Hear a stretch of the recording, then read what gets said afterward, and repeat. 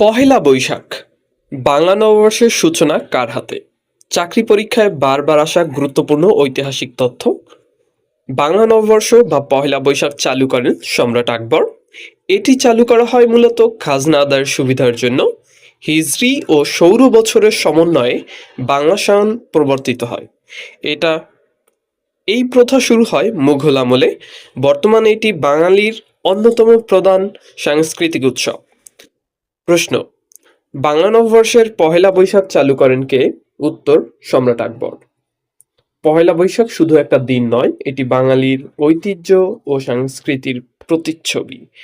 সৌজন্যে preliminary MCQ. আজকের MCQ photo কার্ডে এক নজরে দেখব সবুজপত্র পত্রিকা বাংলা সাহিত্যের এক যুগান্তকারী সূচনা।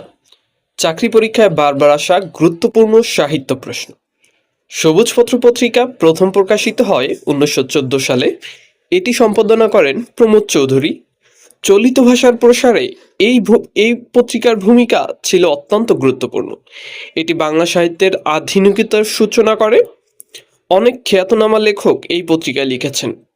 আজকের এমসিকিউ হচ্ছে এমসিকিউ বক্স। সবুজপত্র পত্রিকা কত সালে প্রকাশিত হয়? উত্তর: 1914 সালে।